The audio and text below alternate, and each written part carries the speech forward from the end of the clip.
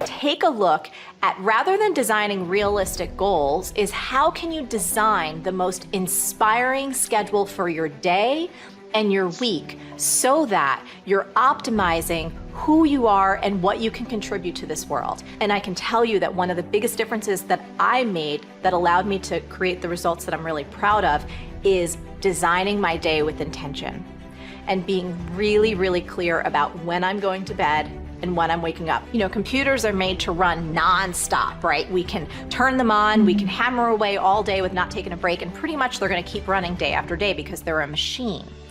But we humans are built differently. And if we don't architect our day in the right way, if we don't build in rest, exercise, hydration, give ourselves free open space, white space, just to dream or to think or to play, we are gonna put ourselves in that position where burnout is a real thing, and then it's gonna put us so far back that it's gonna take 10 times more to even just get back to base zero, nevertheless reaching our biggest dream. I meditate every day. I meditate every day, and I do it in the mornings, and I do it for about 10 to 15 minutes. And I think it's important because it sets me up for the rest of the day. You know, it helps me. It's like having an anchor. You know, it's if I don't do it, I feel like I'm constantly chasing the day, as opposed to being able to be controlled and dictate the day. Not that you're, you know, calling the shots on what comes forward, but the fact that I am set and ready for whatever may come my way. You know, I have a calmness about whatever comes my way and a poise, and that comes from starting the morning off with meditation. For me, it's really just listening to my inner self. I mean, that's basically it. Like you sit in silence and you just allow these thoughts to come forward, and you get a chance to observe the self and things that may be lying beneath the surface that if you don't have that time to sit quietly on your own, you'll never pay attention to. You know, because if you think about it, like, you know, the reality is we're paying attention to so many things that are going on around us. We're constantly taking selfies, we're constantly taking pictures to post on Instagram and all these other things, and we're constantly observing everything that's around us, but we don't take the time to really observe what's going on inside of ourselves. And that's what meditation is for me.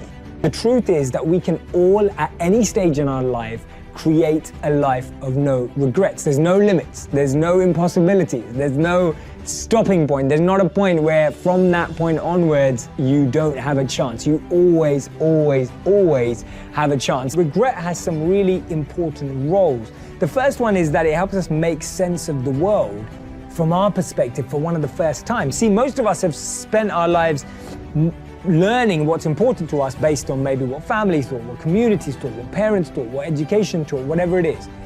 When you start regretting something, when you think you did something wrong, when you start thinking that I could have done something differently, you're making sense of the world from your perspective. It's crazy how powerful this is, right? You're starting to make sense of the world from your perspective. The second thing is, it allows you to avoid future negative behavior. Challenges are what really grow us. You know, your life is a great story. You know, every person's life is a story. And the question is, some people's story is a warning, some people's story is an example.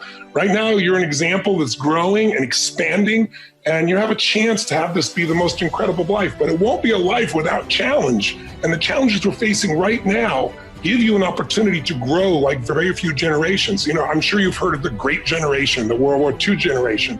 If you watch a great movie, if you read a great book, you know, the size and the power of the hero, how much you become as a hero is defined by how tough an obstacle you face, how difficult is the villain, the opponent.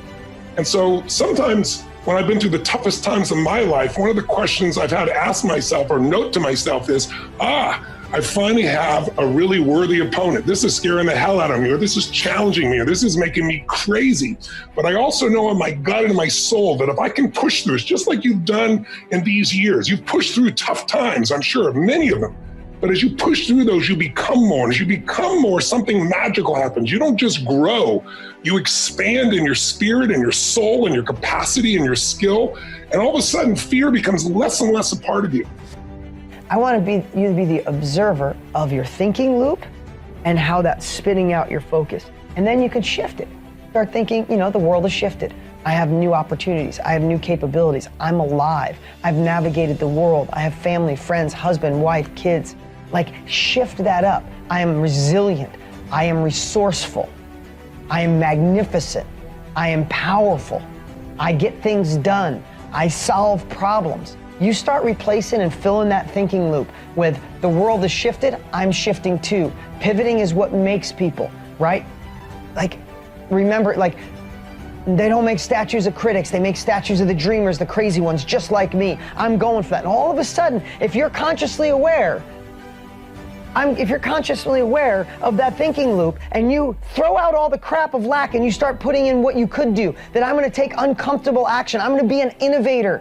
I'm gonna get out of my own head. I'm gonna take action. Like, you start changing it, all of a sudden you go from the guy that's yelling at the clerk because they messed up on your change to, don't worry about it, have a good day. And when you think about that, have a good day, I can accomplish anything, guess what? Here's the crazy part. You can.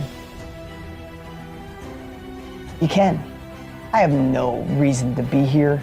I didn't go past high school. I had dyslexia. I didn't start with money. Everybody thought I'm probably the least likely anybody in my school would say I'd be successful. And in the knowledge industry, who the hell would think this guy, me, who barely could read in 7th grade, that I'd be a multiple New York Times best-selling author, teach people around the world, one of the top trainers there are on the planet? How would that happen? By some of the same exact stuff I'm sharing with you right now. You gotta watch your thinking loop. You gotta watch your focus. And then you gotta get crystal clear clarity. How to manage your time to get done what you need to get done, to build your dream, to have family time, to breathe, to really live a 360 life.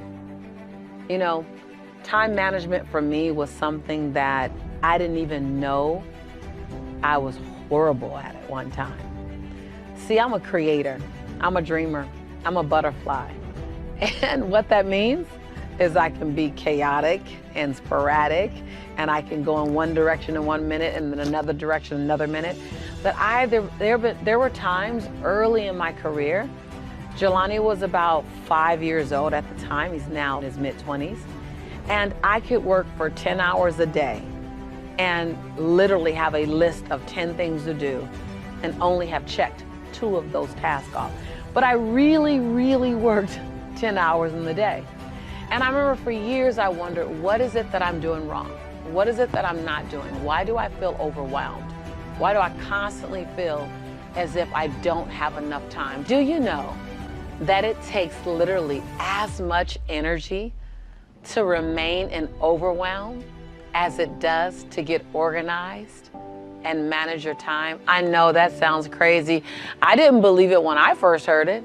But actually, overwhelm is an unconscious, say unconscious. Overwhelm is an unconscious strategy. Say unconscious strategy. Yes, I know. It stings. It's not nice to hear. I didn't want to hear it. I resisted it when I first heard it. And yet the truth is that it actually does take as much energy to keep making up the plan versus making a plan and staying in it. Now, my belief system around time management was that time management was going to restrict my creativity. Time management was going to make me feel as if I'm boxed in, I'm blocked in, I'm limited. Time management was going to take away my freedom. Man, I had a long list of the things that I considered time management to do and how many ways it would damage who I am. And the truth is, it took me a while. It really took me a while to really become committed to time management. But what got me committed to time management was I knew that I was operating at 60% of my possibility, 60% of my potential. And I wanted to use every tool I had to find my 100. I am here to tell you that if you feel overwhelmed, if you feel like there's chaos around you, if you feel like you're underproducing, if you feel like you're being pulled in 1,000 different directions, heck, even 500, I'm going to invite you to step into time management because it will eliminate that. Time management, the proper time management gives you grace and ease, gives you time. It allows you to get more, yes, I said more done in a day and have greater peace of mind while you're doing it. You actually can get more done in a shorter period of time. If I had not done it myself, I would not believe what I'm saying right now. But I'm here to tell you, you effectively implement time management, you will actually have more freedom, more structure, more peace of mind, more joy. And get this, it'll feel as if you have more time.